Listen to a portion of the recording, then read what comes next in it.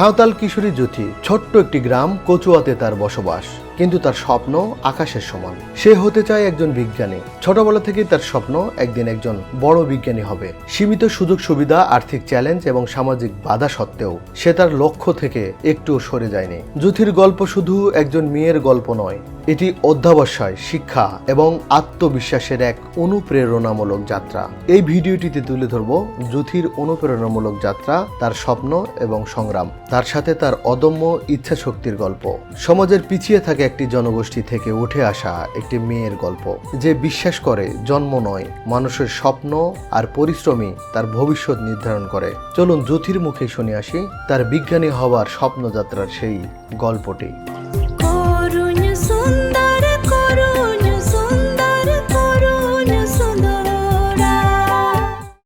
কেমন আছো? ভালো, আপনি কেমন আছেন? আলহামদুলিল্লাহ। তোমার নাম কি? জ্যোতি হাসদা। জ্যোতি হাসদা। তোমার বাবার নাম? জোসেফ হাসদা। জোসেফ হাসদা। তুমি কোন ক্লাসে পড়ো? Inter first year. Inter first ইয়ারে। কোন কলেজ? মুন্ডমালা মহিলা ডিগ্রি কলেজ। তোমার বিভাগটা কি? সায়েন্স। সায়েন্স। ওয়াও, তাহলে পড়াশোনার দিক থেকে তোমরা মোটামুটি এগিয়ে গেছো, তাই না? তুমি যে জায়গায় পড়াশোনা করো সে জায়গায় কি সাঁওতাল হাতে গোনা কয়েকজন নাকি অনেকেই আছে?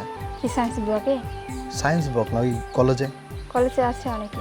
অনেকে আছে, তার মধ্যে সায়েন্সে কম? সায়েন্সে আমি একাই। তুমি একা? মানে সায়েন্সে পড়ার জন্য তো প্রথম সারির স্টুডেন্ট হতে হয়, তাই না? তাছাড়া তো আর সায়েন্সে যাওয়া যায় না, নেয় না। তুমি একজন সাঁওতাল আদিবাসীর মেয়ে হিসেবে সায়েন্স নিয়ে পড়ছো, এটা সবাই কিভাবে দেখে? ভালো চোখে দেখে। তোমার কাছে কেমন লাগে? ভালো লাগে। ভালো লাগে? মানে সবাই নিজের স্বপ্নের জন্য পড়াশোনা করে, তো আমি আচ্ছা। সেভাবে নিজের স্বপ্ন। তোমার কি স্বপ্ন? সায়েন্টিস্ট।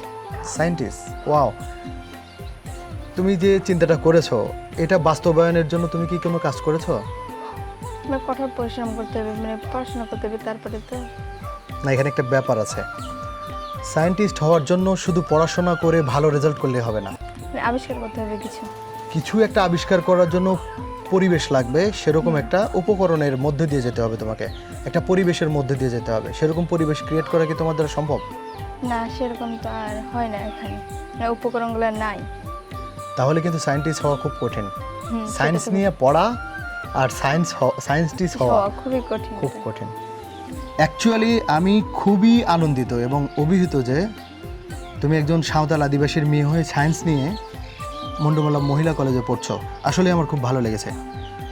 আমাদের সাঁওতাল আদিবাসীদের থেকে যদি এরকম একটা স্বপ্ন নিয়ে লালিত হয়, স্বপ্ন লালিত করে বড় হয়, তাহলে এইটাকে নার্সিং করে এইরকম একটা মেয়েকে এই সায়েন্টিস্ট পর্যায়ে পৌঁছা দেওয়ার জন্য দায়িত্ব নিতে হবে সমাজের এবং এই দেশের প্রধান যারা দায়িত্ব পালন করছে। দেখুন, একটা সময় সাঁওতাল আদিবাসী অনেক পিছিয়ে ছিল, মেধাতে নয়, তারা মেধাতে এগিয়েছিল, কিন্তু মেধাটা বিকাশ করার সুযোগ পায়নি। কিন্তু এখন তারা আস্তে আস্তে সেই মেধাটাকে দেখানোর জন্য সুযোগ পাচ্ছে। তাই এই ভিডিওটা যারা দেখবেন, যারা সমাজের বড় বড় গণ্যমান্য শিক্ষা নিয়ে কাজ করেন, পিছিয়ে পড়া জনগোষ্ঠী নিয়ে কাজ করেন, তাদের কানে যদি যায়, তাদের চোখে যদি পড়ে, তাহলে অবশ্যই এই কথাটা একটু চিন্তা করে দেখবেন যে একজন আদিবাসী মেয়ে জ্যোতি হাসদা, সে চাচ্ছে সায়েন্টিস্ট হওয়ার জন্য। তার এই স্বপ্ন যেন এই কচুয়ার ভিতরে মৃত্যুবরণ না করে, এটা যেন দেশের সর্বোচ্চ পর্যায়ে যায়, একদিন যেন ইন্টারন্যাশনাল মানের একজন সায়েন্টিস্ট হতে পারে। আমি নিজে দোয়া করি এবং আশা রাখি সে এটা করতে পারবে। কিন্তু এই পর্যায়ে জ্যোতির কাছে আমার একটা প্রশ্ন। জ্যোতি, তোমাদের সাঁওতাল আদিবাসীর বিবাহ ব্যবস্থাটা এমন যে 18 বছর পূর্ণ হয়ে যাওয়ার সাথে সাথে বিয়ে দেওয়ার জন্য তোড়জোড় লাগায়, ঠিক বলেছে কিনা? সেক্ষেত্রে তোমার পরিবার তোমাকে বিয়ে দেওয়ার জন্য চেষ্টা করেনি? না, কারণ আমার স্বপ্ন বড়, আমার বাবা মার স্বপ্ন বড়। মানে যখন দেখেছে যে তুমি স্বপ্ন দেখো বড় কিছু হবা, তখন আর তোমাকে বিয়ে দিতে চায়নি? না, এই বিয়ের ব্যাপারে কোনো কথা হয়নি। যদি তুমি কোন স্কুলে পড়েছো? Kachua high school. Kachua high school. Primary ছিল কোনটা? কচুয়া এক সরকারি প্রাথমিক বিদ্যালয়। প্রাইমারিতে তোমার রোল কত ছিল যখন? 23 ছিল। 23। আর হাই স্কুলে? হাই স্কুলে 6-এ 23 ছিল, তারপরে 7-এও 23 ছিল, 8-এ 7 ছিল, 9-এ 3 ছিল। তোমার সব মনে ছিল? আর এসএসসিতে তোমার রেজাল্ট কি হয়েছে? রেজাল্ট হয়েছিল 4.33। 4.33 মানে 4.33, তাই তো? অনেক ভালো রেজাল্ট করেছো। তা তুমি আজকে যে স্বপ্নটা দেখতেছো, এই স্বপ্নটা বাস্তবায়ন করা কি সম্ভব বলে মনে হয় তোমার কাছে? মানে মানুষ চেষ্টা করলে সবই সম্ভব, কারণ আমরা পৃথিবীতে জন্মেছি অসম্ভবকে সম্ভব করার জন্য। হ্যাঁ, তারপরে তুমি একটা সাঁওতাল মেয়ে। সাঁওতালরা পারে না এমন কিছু নেই। না। সাঁওতাল বিদ্রোহের কথা জানো তুমি? হ্যাঁ, তুমি তোমার ধর্মীয় সম্পর্কে কতটুকু জানো, ভালোভাবে জানো? এত ভালোভাবে জানি না, কিন্তু মোটামুটি কিছু জানি। তোমাদের ঐতিহ্য সম্পর্কে? ঐতিহ্য আমাদের একটা ট্রেডিশনাল পোশাক আছে, তারপরে আমাদের ধর্ম আছে, 5টা উৎসব আমরা পালন করি। 5টা উৎসব কি কি? সোহরাই, তারপরে লোবান, এরো, তারপরে হরিয়ার সিম, আর আরেকটা কি? বাহা? বাহা। বাহা ভুলে গেছো? বাহা ভুলে গেলে তো তুমি সাঁওতালি না।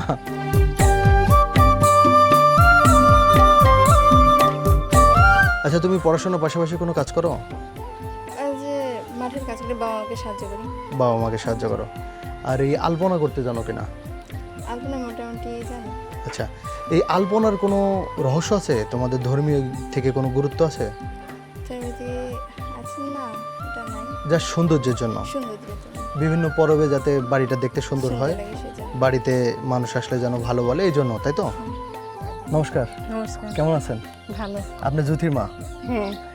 জ্যোতি মন্ডমালা মহিলা কলেজে পড়ে সায়েন্স নিয়ে, হুম, অনেক ভালো ছাত্রী। আপনার কাছে কেমন লাগে? আমার কাছে খুব ভালো লাগে। একটা আদিবাসী মেয়ে, সম্ভবত সে একাই সায়েন্স বিভাগে আছে, হ্যাঁ, একাই আছে। তো এটা তো একটা গর্বের বিষয়।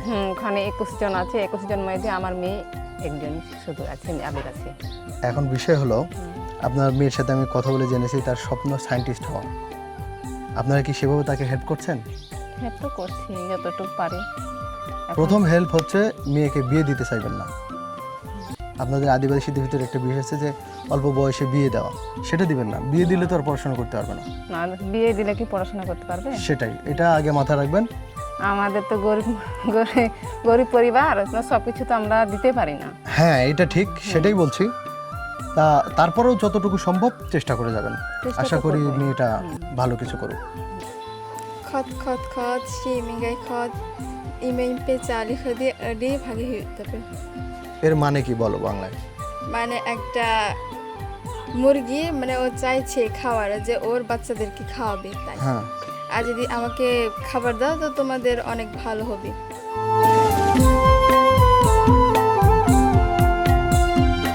একটা স্বপ্ন, একটা সংগ্রাম, একটি অনুপ্রেরণা, এটাই জ্যোতির গল্প।